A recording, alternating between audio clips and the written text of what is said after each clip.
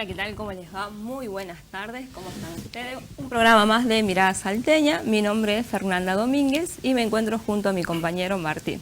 Hola Martín, ¿cómo estás? ¿Qué tal, Fernanda? ¿Cómo te va? ¿Qué tal teleaudiencia? Buenas tardes. Y bueno, una vez más acá con otro viernes de 19 a 20 horas por Canal 2. Estamos con Mirada Salteña. Así es, Martín. Bueno, vamos a empezar a contarle a nuestra hermosa audiencia salteña de qué se va a tratar el programa de hoy, cuál es el tema. Tenemos en sí dos temas para tratar hoy. Vamos a tener el agrado, la verdad, de hacer una entrevista telefónica con la doctora María Isolina Dabove, ¿sí? Ella nos va a hablar sobre el derecho a la vejez. Así es, Fer, una prestigiosa jurista a nivel nacional y una propulsora, ¿no?, de esto del derecho de la vejez y sobre todo cómo hablar correctamente, ¿no?, cómo expresarnos, cómo dirigirnos, ¿no?, a las personas, a los adultos mayores.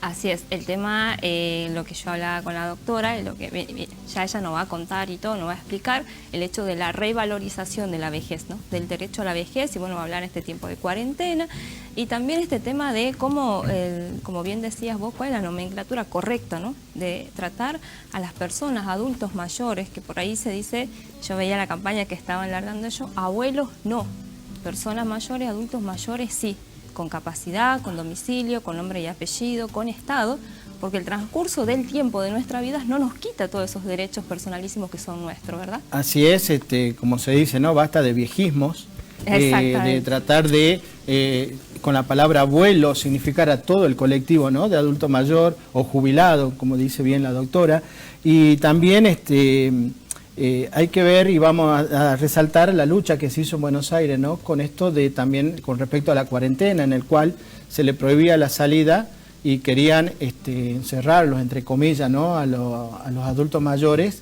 en un complejo con el pretexto de cuidar su salud, ¿sí? Claro, mediante una resolución se declaró la inconstitucionalidad de ello, hacerle un aislamiento específicamente mediante una resolución para las personas adultos mayores, digamos. Por supuesto, totalmente violenta, ¿no? Imagínate, obviamente que las personas si se cuidan, tienen un riesgo en su salud, en su integridad física, pero eso ya cada uno se cuida, digamos, ¿no? La verdad que es fue violento, y fue a nivel nacional y bastante violento. Encima había sucedido todo esto, lo del banco, las filas que le hicieron hacer a las personas mayores, ¿te acordás? Fue justo todo, se dio en ese contexto en el que seguimos viviendo de cuarentena.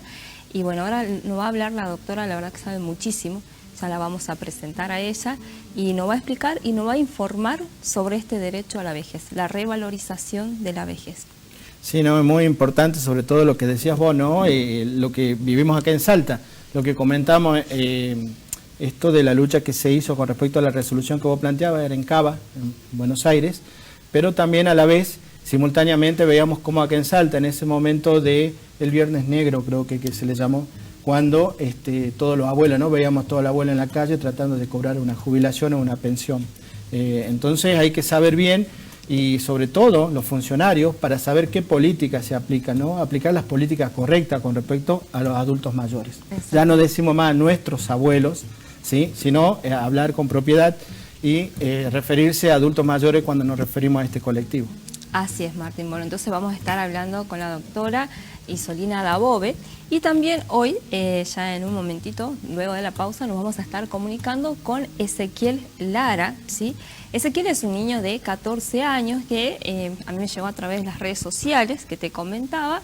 Él es un niño que está trabajando en este tiempo de cuarentena, tiene un pequeño emprendimiento, está haciendo palitas para alzar basura porque su papá sufrió una ACV.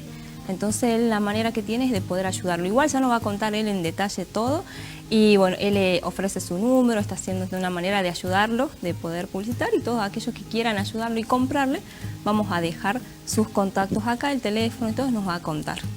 Así es, y muy valorable, ¿no?, la actitud de este niño, quien en esta época de cuarentena se ha puesto, ¿no?, la familia al hombro, como quien dice, ¿no?, se ha puesto los pantalones para ayudar a su familia. Así es, con 14 años, la verdad que un ejemplo, yo le hablaba justo de mi orgullo salteño, que ya lo vamos a estar contando, y la verdad que sí, ¿no?, es un adolescente, si bien ya no es un niño, es un adolescente, pero muy loable su trabajo.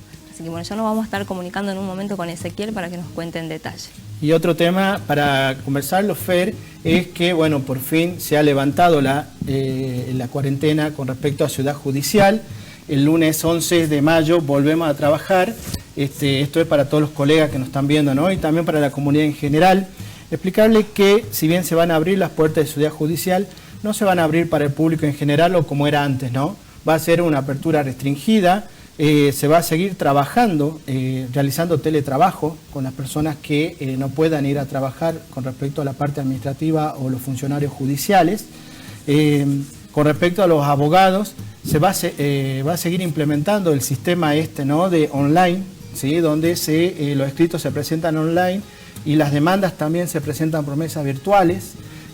No se va, como decía al principio, no va a ser lo mismo que antes, sino que van a ser por turno, van a ser muy restringidas, ¿sí? Permitir el ingreso a Ciudad Judicial va a ser muy restringido, solamente con autorizaciones o con audiencias. También se va a fijar un desdoblamiento de la actividad judicial, se va a atender a la mañana y a la tarde, ¿sí? Y se va a atender con respecto al número de matrícula también de los colegiados. O sea que muy interesante, vamos a ver cómo funciona la justicia a partir del lunes.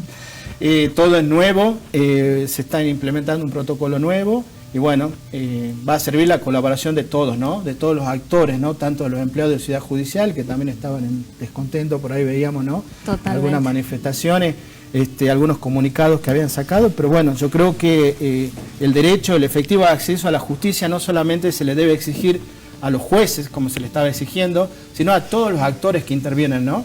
Los jueces, los empleados del Poder Judicial, los abogados, ¿sí? Y si bien nosotros desde el gremio nuestro de abogados peleamos para poder ejercer y hacer valer el derecho de nuestros clientes, que lo que somos abogados particulares, sabemos muy bien la preocupación y la ansiedad, ¿no? Y la desesperación incluso, con lo que muchos clientes esperan que se reanueve o reactive la actividad judicial para poder hacer efectivo su reclamo o ejercer efectivamente su derecho, ¿no? Así es, lamentablemente todo el tema de, vos viste, en tema violencia, todo no se ha tomado cuarentena. Ha seguido habiendo actos de violencia, o sea que yo necesito sí o sí a la justicia, como bien decía el doctor Martínez con respecto a los niños. Yo no puedo ante una vulnerabilidad de derecho decir, no, bueno, esperen porque estamos de cuarentena hasta que se retome todo. Ojalá que sea para bien, que se retoma el día lunes. La verdad que hay muchísimos trabajos que no lo podemos hacer de manera virtual, de teleasistencia. Si yo necesito entregar un expediente, no lo puedo entregar de manera virtual, por ejemplo. Sí o sí necesito presentarme ante el juzgado y entregar mi expediente, diligenciar algunos oficios, notificar. La preocupación de los colegas en la mayoría era que se van a reanudar los plazos legales, por ejemplo. Entonces la verdad que esperemos que haya, como bien decías vos, una colaboración por parte de ambas partes, pero la justicia es esencial, no podemos tomarnos cuarentena, como ni de la parte judicial, que son los funcionarios quienes administran justicia, ni nosotros que somos auxiliares de justicia con respecto para hacer efectivo un derecho. Así que bueno, la verdad es que sí estamos todavía viendo qué tipo de protocolo van a tomar, obviamente siempre resguardando la salud e integridad física de todos, ¿sí? Porque esta cuestión de la emergencia sanitaria es algo sin precedente, a nivel mundial prácticamente. Entonces, pero bueno, ya es hora de que de alguna u otra manera vamos encontrando una manera, una forma para poder continuar trabajando. Así que bueno, y para todas las personas, como yo lo hablaba en programas anteriores, todos sus casos son importantes, ¿sí? No solamente porque sea de violencia o vulneración de niños, la parte penal, sino un sucesorio, algo civil, la persona necesita una cuestión económica. Hoy, lamentablemente, la situación económica está muy difícil para todos y si yo estaba con la expectativa de algún juicio a mi favor, imagínate si tengo que esperar hasta el 2021 o 2022. Entonces, bueno, vamos a ver qué pasa. Tal cual, ¿no? Y como decía Fernanda, es hacer efectivo un derecho garantizado constitucionalmente, que es el acceso a la justicia. No es como se ha querido estigmatizar, ¿no? O decir que es solamente de un sector que está exigiendo volver sin importarle los claro. efectos, ¿no? de la cuarentena o violar o no la cuarentena, sino que es bregar, por lo menos de esta parte nosotros sabemos y hemos expresado siempre desde el primer programa, es bregar por realizar o hacer efectivo el verdadero acceso a la justicia para todos los justiciables, ¿no? Para toda la comunidad, ¿sí? Y como vos decís, todos los casos son importantes. Así es. ¿Sí? Y no se trata ni del interés tanto sea particular de los empleados del Poder Judicial y de los jueces como funcionarios, ni de esta parte abogados litigantes, sino que es realmente bregar por un derecho que está garantizado constitucionalmente y que le pertenece a toda la comunidad, ¿no? Así es, independientemente de la parte económica, ¿no? Que los abogados litigantes vivimos de nuestro estudio y prácticamente hace más de 45 días que no estamos trabajando, que es muy distinto a aquella persona que trabaja de manera dependiente, seas empleado o funcionario público, donde ellos sí cobran su sueldo, que no es menor el detalle, más allá del acceso a la justicia y por el derecho efectivo, ese detalle no deja pasar porque todos tienen familia, obligaciones que cumplir, cuentas que pagar, y la verdad que esto no ha perjudicado para todos. Entonces, bueno, ojalá que se retome con un protocolo, cuidando la salud e integridad física de todos, pero que volvamos a trabajar, de a poquito, pero en que pensemos a trabajar. Tal cual, y bueno, ya hicimos nuestro aporte, nuestro granito de arena, para nuestros colegas, los que nos están viendo, para la comunidad en general. Y bueno, esperemos que el lunes, sabemos que va a ser un lunes distinto, un volver a la justicia distinto, pero que vamos a poner todo de nuestra parte para tratar de lograr la efectividad y la celeridad en el caso de cada uno de nuestros clientes, ¿no? Así es. Bueno, Martín, ¿te parece? Vamos a una pequeña pausa y ya regresamos con Ezequiel, quien nos va a estar contando de este trabajo para ayudar a su familia, a su emprendimiento. Perfecto, no te vayas, ya volvemos.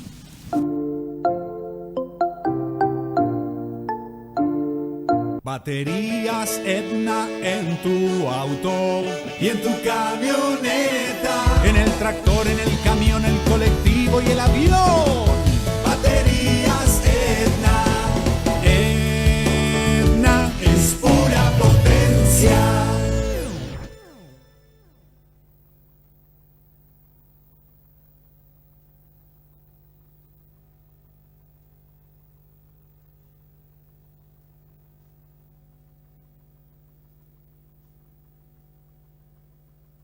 La Rotonda Lácteos Mayorista, para el almacenero es el gran proveedor. La Rotonda Lácteos más surtido, Es tu próximo amigo y tu aliado mejor. La Rotonda Lácteos, su seguro servidor. La Rotonda Lácteos.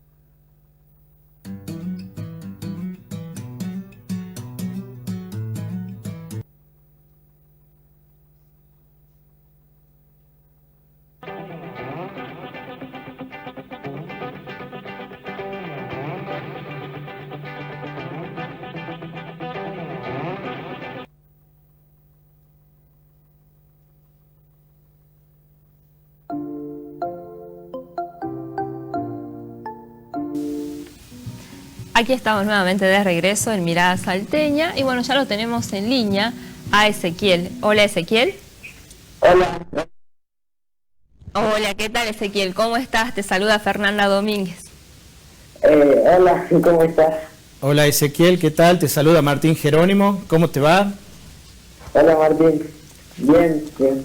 Bueno, muchas gracias, Ezequiel. Como bien charlábamos, nos gustaría, y una manera también de poder ayudarte para difundir el trabajo que estás realizando, que les cuente a la comunidad salteña qué es todo esto que estás haciendo, este emprendimiento en tu casa, para ayudar a tu papá. Sí, estoy haciendo palas de capa galvanizada para ayudar a mi familia, porque a mi papá le agarró un ACV el 14 de febrero y se le quedó paralizada toda la parte derecha del cuerpo y no puede trabajar. Bien. ¿Y cuántos años tenés vos, Ezequiel? Tengo 14 años. 14 años. ¿Y ya sabías hacer este tipo de trabajo? ¿Lo hacías con anterioridad? Yo me dieron una materia a febrero y bueno, tenía que presentar el martillo en hojalatería. Yo era técnica 3. Ahí vas.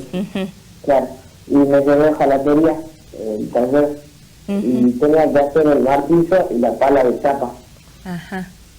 Y bueno, de ahí me dieron el croquis para hacerla, mi profesor Cristian Castro, que si le puedo le mando un saludo. Le mandamos un saludo al profesor, o sea que esta materia que vos te llevaste a rendir a febrero es la que te sirvió ahora para estar haciendo este emprendimiento. Sí, sí. Realmente te felicito, Ezequiel, porque primero por la actitud esta que tomaste, ¿no? Y segundo por lo que nos estás contando, ¿eh?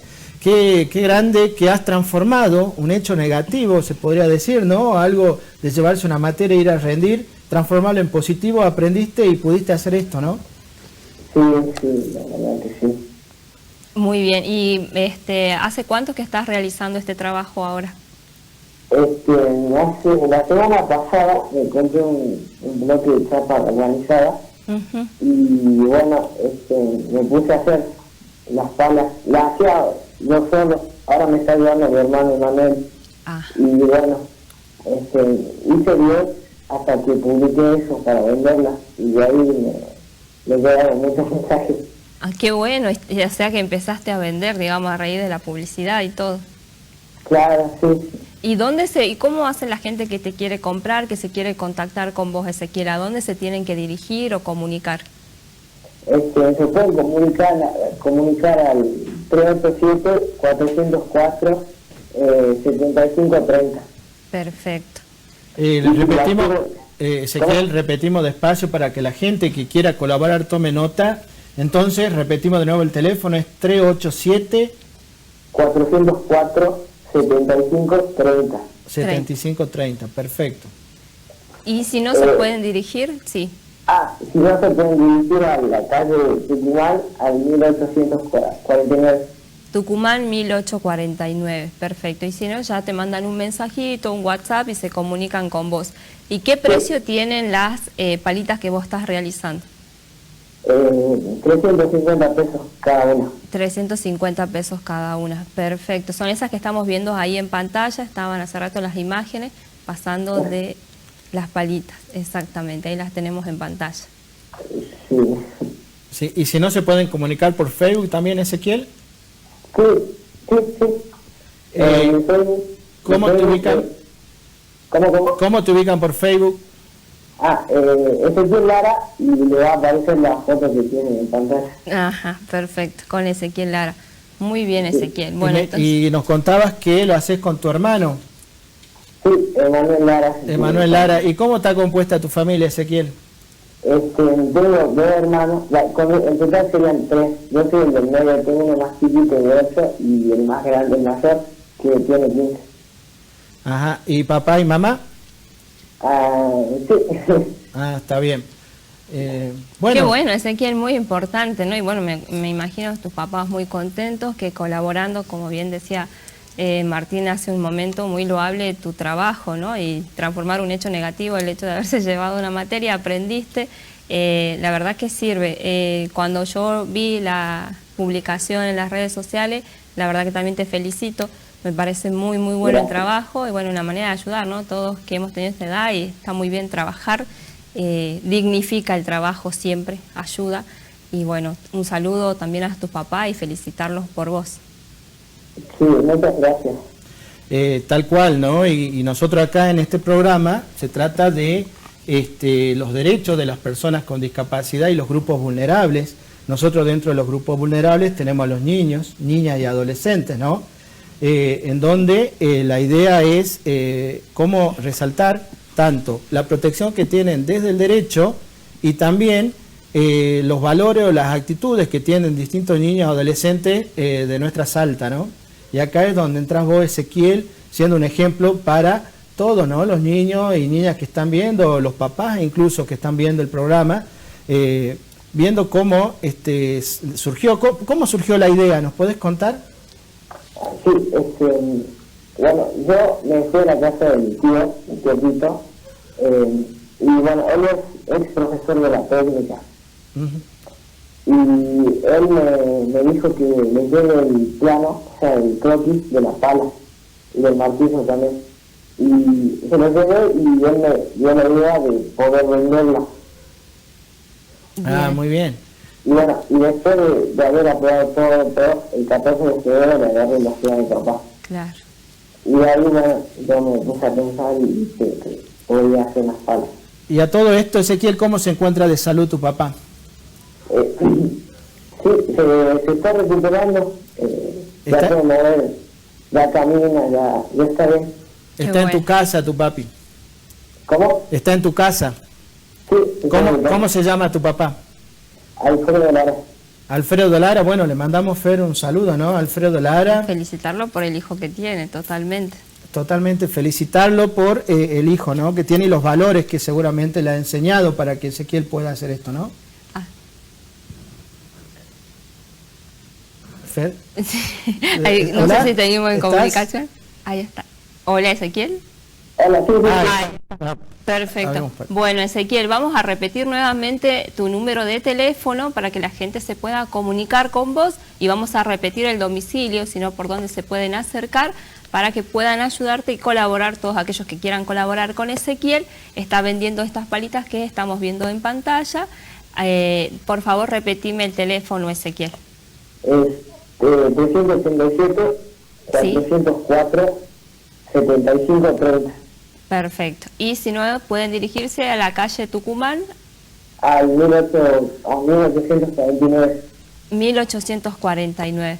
Perfecto, Ezequiel. Bueno, de todas maneras nosotros vamos a publicar tu emprendimiento en nuestra página, en la fanpage TV Mirada 2020 de Mirada Salteña, y todos aquellos también pueden dirigirse ahí. Vamos a subir, la información con tu número de teléfono y la dirección, ¿sí?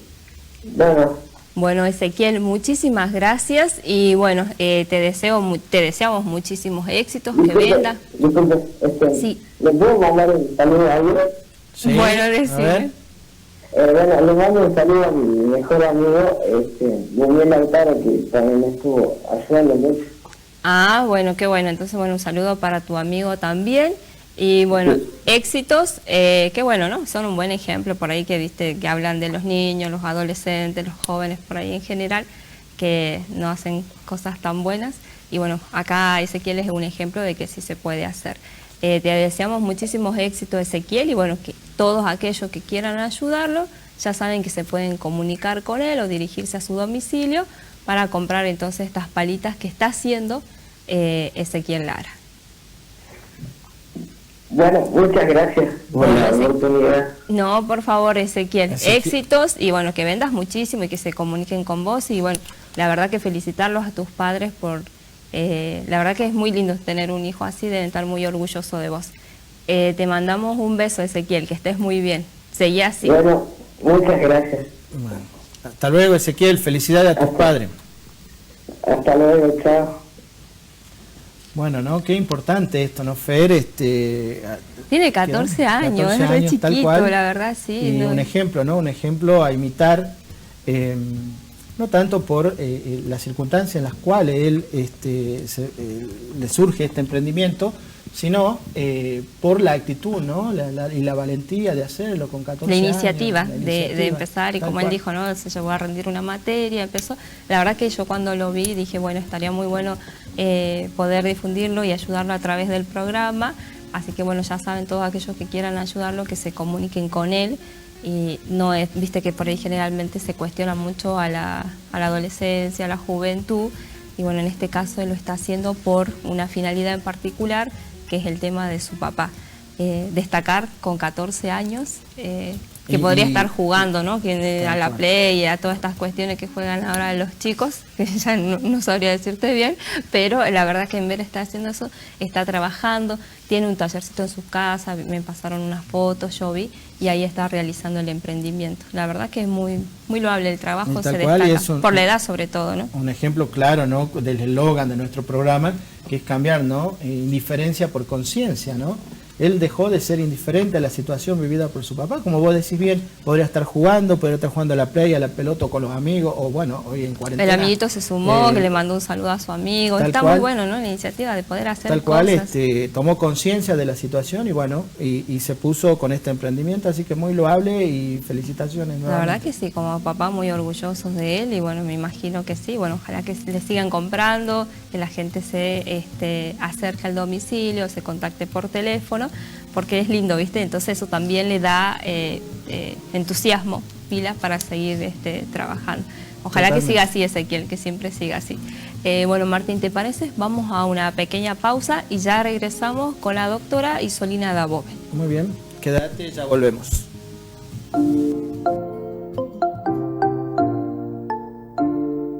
Baterías Edna en tu auto y en tu camioneta, en el tractor, en el camión, el colectivo y el avión. Baterías Edna, Edna es pura potencia.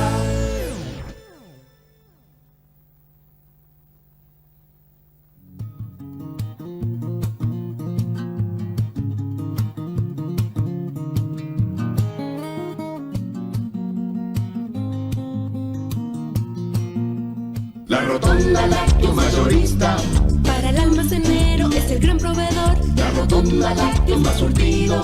Es tu próximo amigo y tu aliado mejor. La Rotonda Lácteo, su seguro servidor. La Rotonda Lácteos.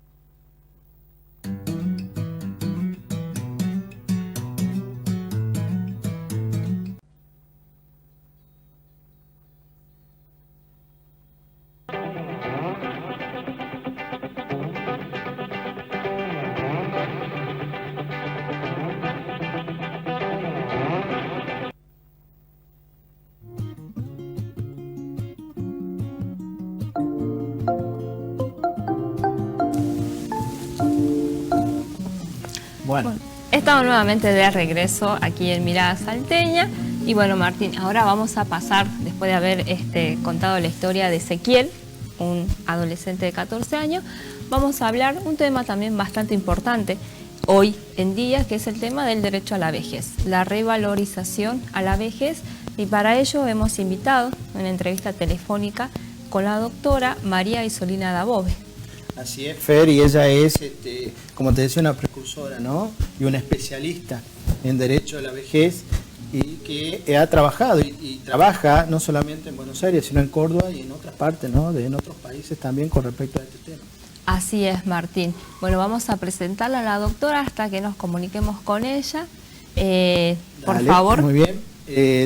Isolina es abogada recibida de la Universidad Nacional de Rosario en 1988, doctora en Derechos Humanos por la Universidad Carlos II de Madrid en 1998 y 2 veces postdoctorada en la Universidad de Valladolid 2009 y 2010. Así es, Martín. La doctora además es investigadora del Consejo Nacional de Investigaciones Científicas y Técnicas, más conocido como el CONICET, en el Instituto de Investigaciones Jurídicas y Sociales Ambrosio Lucas Llogia de la Facultad de Derecho de la Universidad de Buenos Aires. Sus líneas principales de investigación están referidas a la filosofía del derecho y el derecho a la vejez, ¿sí? Así que bueno, ella nos va a estar contando, hablando e informando sobre todo este nuevo, la revalorización, no es un nuevo derecho, sobre la revalorización del derecho a la vejez. Y como te decía, es una feria defensora de los derechos, ¿no? de los adultos mayores, y tuvo una importante participación, una activa participación en el reclamo que se hizo en la ciudad de Buenos Aires cuando no se le permitía, ¿no? la salida o se quería... se pretendía, así es, obligar, ¿no? al adulto mayor a determinadas situaciones. O sea, con una cuarentena obligatoria mediante una resolución, creo que ese fue el acto administrativo que se hacía, o una decisión administrativa, hacer como una obligación, hacerlo de carácter obligatorio a la cuarentena, más allá del decreto 297 que nos regía para todos los ciudadanos. Ahora yo no entiendo por qué esta discriminación, por decirlo, porque vos te podés sentir de hecho discriminado por el paso del tiempo, como bien lo hablábamos, te tratan diferente. Sos persona, viste, como nosotros siempre hablamos del tema de las personas con discapacidad, sos persona, no tienen por qué ponerte otra nomenclatura, ¿sí? Ni minusválido, ni discapacitado. Con las personas mayores pasa lo mismo, ¿por qué abuelos? Tal cual, ¿no? Por ahí, y hay un protocolo, más en los medios audiovisuales, para referirse, que es muy importante, ¿no? Nosotros que transmitimos a la sociedad, a la comunidad en general, y que es un medio masivo de comunicación, somos un medio masivo de comunicación, en tratar de informar correctamente y cómo referirse, ¿no? Cuando hablamos de adultos mayores. Bien decías vos, ¿no? Dejar el viejismo ese de abuelo. Abuelo es el que tiene nietos. Y, no, Claro. y pasa que hay varios adultos mayores que no tienen nietos, ¿sí? O jubilados, cuando se dice jubilado y quieren referirse a todo el colectivo de adultos mayores, ¿no? Exactamente, eso en la parte de decir abuelo es una cuestión de sangre, digamos, ¿no? De una cuestión de parentalidad, ¿sí? Jubilado es tu situación de estado, ¿sí? Te pasamos del sector activo al sector pasivo, pero no me califica a mí como persona. Me estarías discriminando. Como que yo te diga vos trabajador, digamos, ¿me entendés? Tal cual, y todo esto surge de la Convención Interamericana sobre los derechos, de protección de los derechos de las personas mayores, ¿sí? A la cual adhirió nuestro país y en la cual se establece, ¿no? También que en cuanto al nuevo paradigma, así como nosotros hablamos del paradigma en discapacidad, ¿no? O el nuevo paradigma en la niñez también. Tal cual, el derecho ¿no? a ser oído. Así es, y no identificar, generalmente se identifica al abuelo con enfermedad, ¿sí? Se dice abuelo, enfermedad, y no, es adulto mayor, ¿sí? Y no porque sea un adulto mayor, muchas veces hablamos el otro día, ¿no? El tema de que adultos mayores que tienen mucho mejor estado de salud que una persona de 30 años, por ejemplo, ¿sí? O un estado físico, ¿no? Totalmente, en su condición de salud, tanto mental como física, una persona que puede valerse por sí misma, ¿sí? Bueno, Martín, ya tenemos en línea, tenemos el agrado de poder hablar con la doctora María Isolina Dabove. ¿Qué tal, doctora? Muy buenas tardes. Hola, buenas tardes. Muchas gracias por la posibilidad de compartir reflexiones por este espacio. No, por favor, gracias a usted, doctor. ¿Qué tal, Isolina? Te saluda Martín Jerónimo. ¿Cómo te va? Muy bien, Martín. Muy contenta también de volver a estar en contacto con vos y con Fernando. Muchísimas gracias. Bueno, doctora, nosotros estábamos haciendo una introducción a todo este tema, lo que estábamos hablando. Nos gustaría que nos informe. Bueno, vimos, vamos a tener en pantalla también la promoción y lo que estaban haciendo respecto a abuelos no, adultos mayores sí, con nombre y apellido, capacidad, estado, o sea, todos nuestros derechos personalísimos, aunque transcurra el tiempo, los seguimos teniendo, por supuesto. Y bueno, nos gustaría que nos informe de esta revalorización, ¿no? A la vejez, del derecho a la vejez, que se informe a la comunidad. Sí, como vos comentabas, esas fotos corresponden a una campaña que pusimos en marcha junto con todos los estudiantes que están desarrollando la maestría en Derecho de la Vejez, es decir, con profesionales de distintas disciplinas que son maestrandos en la Facultad de Derecho de la Universidad Nacional de Córdoba. Esta campaña la lanzamos bajo el lema Hagamos un trato y tiene como objetivo principal llamar la atención acerca de algunas prácticas que son viejistas a fin de desterrarlas.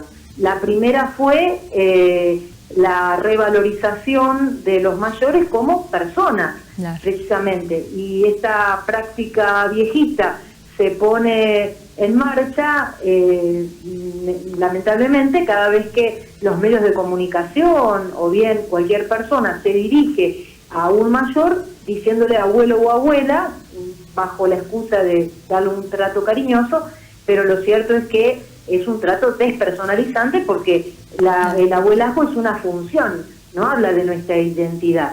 Entonces, ese es el sentido central. Y a partir del rescate de la idea de la persona mayor, trabajar sobre los derechos. Claro.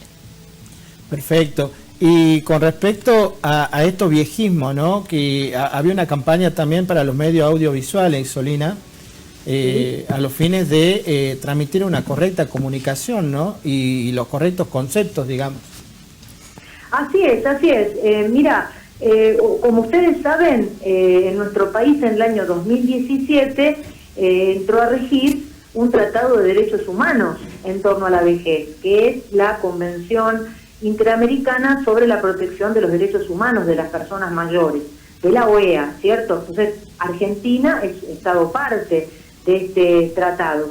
Y uno de los aspectos en donde más hace hincapié la Convención es justamente en la obligación que tenemos como Estado y como sociedad en llevar a cabo campañas para concientizar acerca de los derechos de las personas mayores. Y uno de ellos es trabajar para erradicar la infantilización, la idea de vejez como dependencia, porque la realidad nos muestra otra cosa, la discriminación justamente en relación a la vejez, que se denomina viejismo, y bueno, a partir de allí ir digamos, poniendo en crisis esas prácticas, y allí los medios de comunicación y tienen un rol fundamental. Claro, totalmente, ¿no? Sobre todo porque es la manera como se va a difundir o cómo es como ellos lo presentan, cómo en los grafs lo presentan. Y la verdad que a todas las personas que se escuchan por ahí desde un informativo hasta distintos tipos de programa, la verdad que si se los educa mal, ellos como que uno aprende de esa manera, ¿no? Entonces después la verdad que es bastante difícil poder explicarles o decirles cuál es la nomenclatura, por decirlo de alguna manera, correcta, ¿no? Al trato que la persona tiene que tener, digamos. Claro, claro. Si estuviéramos en una relación de proximidad con alguien que es mayor, lo que corresponde es preguntarle su nombre, ¿no? Si estamos hablando de una relación, ¿no es cierto?, cara a cara, diríamos, individual. Pero en los medios de comunicación, generalmente, la referencia es genérica. Entonces, usan esta expresión de abuelo o abuela que realmente no condice con la realidad. Además, hay muchas personas mayores que no tienen nietos, o ni siquiera tienen hijos. Entonces, hasta desde ese punto de vista es distorsiva de la realidad de las personas. Y la idea de llamar persona y no tanto sujetos de derechos viene a cuento de considerar a este mayor un fin en sí mismo. La idea de persona significa esto, el reconocimiento jurídico en sentido fuerte de ese otro o esa otra que es un fin en sí mismo, que no es una cosa o un medio, como diría Kant, de otras cosas, y que no está sujeto a nada más que a sí misma, ¿no es cierto?, a su identidad. Totalmente, ¿no? El transcurso del tiempo no hace que yo vaya perdiendo estos derechos que siempre lo tuvimos desde la concepción, prácticamente, de la concepción del seno materno. O sea, la verdad que es muy lindo, y te leía y veía en otras disertaciones y la escuchaba a usted, doctora. La verdad que es lindo poder difundirlo, informar de manera correcta, a los fines de, como bien también Martín decía hace un momento, el hecho de tener cierta edad o llegar a la edad de adulto mayor no es sinónimo de que uno esté enfermo, por ejemplo, ¿sí? Claro, exactamente. Este es un punto central. Fíjate que si pensamos un poco en la manera en que ingresan las personas mayores a las residencias gerontológicas, ahí nomás, en un primer análisis, se advierten varios prejuicios negativos. El primero es el proceso de toma de decisiones para ingresar a una residencia, que lo hace la familia en lugar de la persona mayor, dando por hecho que la persona mayor no puede entender nada y por lo tanto no va a poder sostener ninguna decisión, que no puede elegir, que no comprende, entonces no puede elegir. Ahí hay un primer grave error que es cultural. Del otro lado tenemos a un establecimiento residencial que primero, digamos, se ubica de manera confusa como si fuera un instituto de salud, y claramente no es un sanatorio ni un hospital. Claro. Un establecimiento gerontológico es una residencia, una casa, que ofrece servicios de cuidado específicos, porque suele suceder, por lo menos en Argentina, que las personas mayores que utilizan estos servicios, que van a vivir allí, necesitan una red de asistencias que en la casa quizás es costoso o no se la puede proveer por sí mismo. Claro. Pero se trata de una casa de cuidado, no de curación, como uno espera lograr en un hospital o un sanatorio. Entonces ya los establecimientos tienen esa confusión. Y a su vez, las legislaciones provinciales y municipales replican esa misma confusión. Y entonces suele suceder que es el Ministerio de Salud el que controla las habilitaciones, y entonces, claro, le imprime una lectura médica que es muy parcial, y todo eso entonces, en definitiva, hace que nos dirijamos a las personas mayores como pacientes o bien como los abuelitos que están ahí, y esto no puede ser. Tal cual, ¿no? Y eso afecta a la dignidad, ¿no? Es respetar la dignidad como persona, como ser humano. Así es, así es. Como ustedes muy bien saben, en Argentina, mucho antes que la Convención de Personas Mayores, se incorporó la Convención Internacional de Derechos de las Personas con Discapacidad. Y esto, estoy hablando del año 2008, y esto generó un cambio importantísimo en la capacidad jurídica, en todo el sistema de capacidad jurídica. Dio lugar a la Ley de Salud Mental, que reformó el Código Civil de Vélez Sarsfield, y luego el Código Civil y Comercial, que entra en vigencia en el 2015, incorpora todos estos estándares. Y fíjense qué curioso que en relación a las personas con discapacidad que no son viejas, todo el mundo está de acuerdo y hay mucha más conciencia social respecto a la necesidad de respetar la toma de decisiones, la nueva mirada de la curatela que se transformó en apoyo, ¿no es cierto? Si estamos hablando, por ejemplo, de una persona que tiene un síndrome de Down, entonces parece que todo el mundo entiende que hay que respetar su capacidad jurídica y que el apoyo tiene que acompañar, etcétera, etcétera.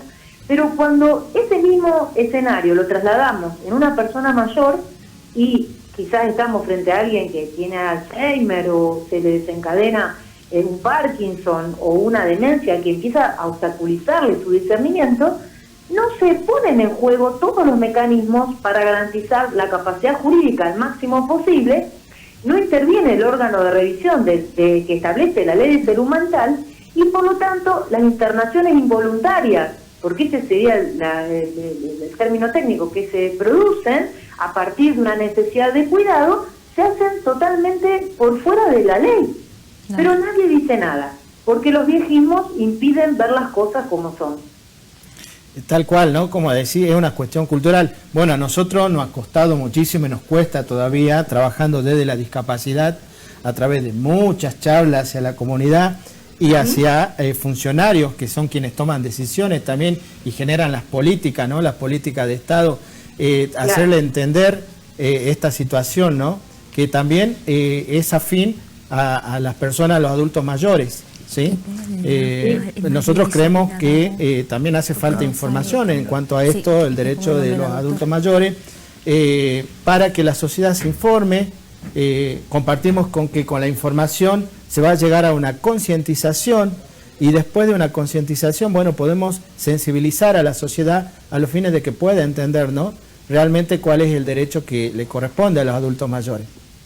Así es, sí, entre ese catálogo de derechos que en este caso reconoce la Convención Interamericana de Personas Mayores, es el primer derecho es a la igualdad y a la no discriminación, sobre todo en relación a las condiciones de ejercicio de los derechos.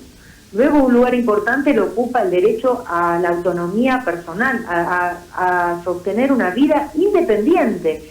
Y aquí la independencia y la autonomía no va a contrapelo, no se opone, por ejemplo, a la necesidad que alguien tenga de usar un bastón o un audífono o una silla de ruedas. Perfectamente una persona puede estar en silla de ruedas y llevar adelante una vida independiente. En cuanto a la toma de decisiones e incluso al desplazamiento, porque las redes de apoyo y de asistencia tienen que servir para promover la propia toma de decisiones y, digamos, el control de la propia vida. Bueno, desde esos derechos hasta otros más complejos, como los que tienen que ver con la integridad física y moral, el derecho a no sufrir torturas, violencia ni malos tratos, que a las personas mayores, bueno, lamentablemente es un flagelo importante y no está tan visibilizado, ni siquiera en las campañas de lucha de violencia contra la mujer. Aquí hay que decir también que la mayoría de las personas mayores, valga la redundancia, son mujeres. Las mujeres vivimos más.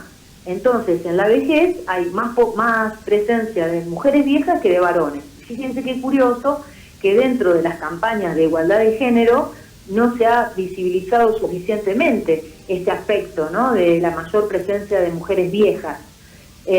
Así que bueno, ahí hay otro enclave importante, además de los derechos vinculados a la asistencia sanitaria y el trato preferencial para el acceso a los recursos de salud, que así lo establece la Convención, todo lo ligado a las residencias gerontológicas, como hablábamos, el derecho a la educación, a la cultura.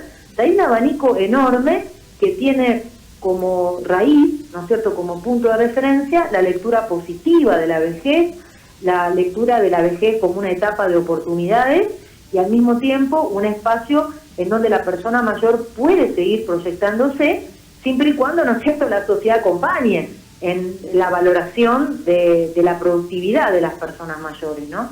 Totalmente, ¿no? Es como que está medio acostumbrada la sociedad a este destrato que sufren los adultos mayores. Y también un tema, te escuchaba atentamente, también el derecho alimentario, ¿no?, con respecto, que la verdad que muchas veces se deja de lado porque se requiere de una alimentación en particular, digamos, una nutrida, justamente no está dentro de los grupos vulnerables los adultos mayores como los niños, que siempre hablamos que requieren de una alimentación en particular, de cuidados, también los adultos mayores en este caso, que yo a veces generalmente, o en lo que me toca a mí trabajar, la verdad que no lo veo reflejado.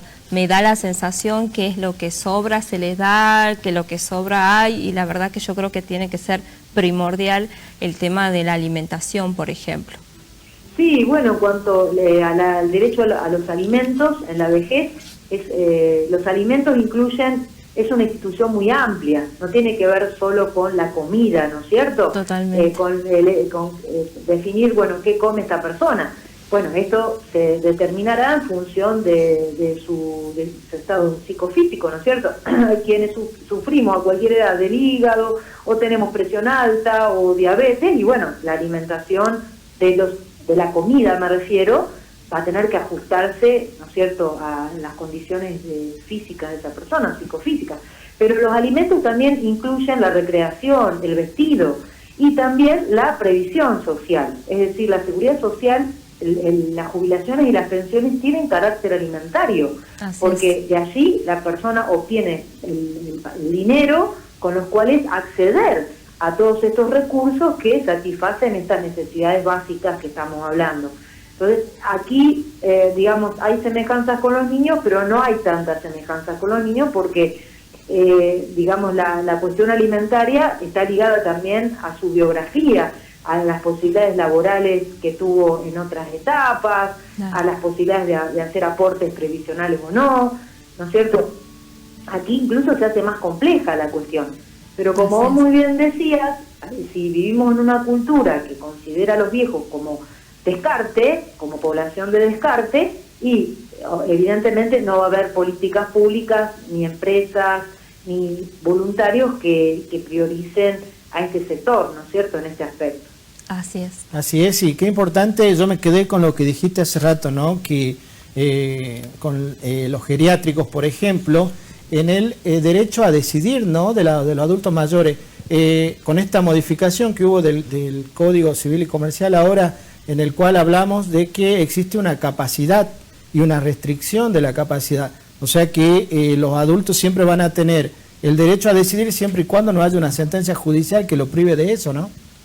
Así es, tal cual, pero lamentablemente hay una práctica absolutamente arraigada, yo diría hasta naturalizada, que nos dice a todos que en realidad es la familia la que tiene que decidir por la persona mayor. Sí. Y está tan arraigada, reitero, en nuestra idiosincrasia, que hasta los dueños de geriátricos, ellos mismos solicitan que la familia designe a una persona como responsable para que vaya y firme, y la comunicación es con la familia, cuando nosotros jurídicamente sabemos que la familia primero tiene, en una relación de contrato puede, digamos, ejercer la función de garante o fiadora de ese contrato que la persona firme. Y en segundo lugar, nosotros también sabemos del derecho de familia que rigen las obligaciones alimentarias justamente en relación al parentesco. Entonces, ¿por qué volver a poner en primer lugar a la familia? Y esto lo digo en relación a charlas y, digamos, contactos permanentes con dueños de geriátricos, con abogados que asesoran a los geriátricos, y los propios abogados dudan respecto a hacerle firmar a la persona mayor aun cuando está lúcida. Claro. Entonces, esto es tremendo. Totalmente. Es más, no quiero ser tremendista, pero la contracara de esto es la ejecución del delito penal, que es la privación ilegítima de la libertad, ¿no es cierto? Exagerándolo, ¿no es cierto? Pero a este nivel llegamos, que ni siquiera estamos viendo que ahí hay una acción penal o penalmente condenada, que es la privación ilegítima de la libertad. Distinto es cuando la persona mayor está realmente en una situación de grave riesgo y entonces tiene un deterioro cognitivo muy agudo, y entonces ahí sí, la familia o la persona cercana, efectivamente, toma la decisión de llevarla a una institución y entonces allí procede, digamos, a aplicar las reglas de las internaciones involuntarias, que están establecidas en la Ley Nacional de Salud Mental, a las que las provincias tienen que ir adhiriendo. Claro, Y esa ley establece una serie de mecanismos de control de la decisión de internación voluntaria. Es decir, que esa práctica es a todas luces ilegal. Por eso hay que denunciarla y hay que tratar de cambiarla. totalmente, ¿no? Y aparte, como vos decís, no, son excepciones, o sea, lo general, como decíamos, es la capacidad jurídica Claro. que tienen para decidir, y excepcionalmente en caso en esto, ¿no? De enfermedades graves, que seguramente luego, para salir de la ilegalidad, tienen que tener la sentencia judicial de restricción de la capacidad. Así es, así es. Y en cada provincia tienen que, aquí ya hablamos de políticas, ¿no es cierto? Cada provincia tiene que ver cómo implementar lo que establece la Ley Nacional de Salud Mental, claro. Porque, bueno, sabemos que vivimos en un país federal y en algunas áreas como salud mental hay algunas competencias que son compartidas. Claro. Entonces, si bien la Ley de Salud Mental es de orden público, no todas las provincias han puesto en marcha los órganos de revisión de la aplicación de esta ley y a su vez tienen que hacer el lazo con el órgano nacional de aplicación de la ley de salud mental. Bueno, todo eso que digamos parece que está un poquito más asumido, que como ustedes decían muy bien cuesta, en relación al mundo de la discapacidad, es todavía mucho más oscuro, casi por no decir negro, agujero de ozono, sí. En relación a la vejez. Claro, y esto hay que desterrarlo. Sí, no, lo importante es saber que uno, no importa la edad que uno tenga, vos podés administrar y disponer de tus bienes, y yo los escuchaba atentamente y me ha pasado, yo le decía que era un mito, por supuesto cuando uno empieza a estudiar y sabe, que van personas al estudio de 68 años, por ejemplo, y te dicen, no, bueno, yo tengo que preguntarle a mis hijos, pero si usted es el dueño, por ejemplo, no es que me dijeron que yo ya no puedo vender, por ejemplo, no puedo administrar o no puedo disponer. Yo siempre decía, mitos de relación a esto no existe, y bueno, uno pasa a explicarle y comentarle que uno no ha perdido sus derechos por el transcurso del tiempo. La verdad que es muy, muy importante esto, ¿no? De destacar y que sepan toda la comunidad salteña, adulto mayor que nos están escuchando, que uno tiene, mientras no tenga una restricción de capacidad, uno puede disponer y administrar de sus bienes, de su vida, de decidir. Bueno, claro, Fer, exacto, para reforzar un poco esto que vos decís y que quede bien claro el mensaje. Desde el minuto cero de cumplir 18 años, todas las personas en la República Argentina somos capaces plenamente. Totalmente. Eso significa que podemos ejercer todos los derechos sin dañar a los demás, por supuesto, ¿no es cierto? Dentro del marco de legalidad. O sea, somos plenamente capaces para ejercer todos los derechos que nos asisten y además hacernos responsables de los deberes. Las dos cosas, los derechos y las obligaciones.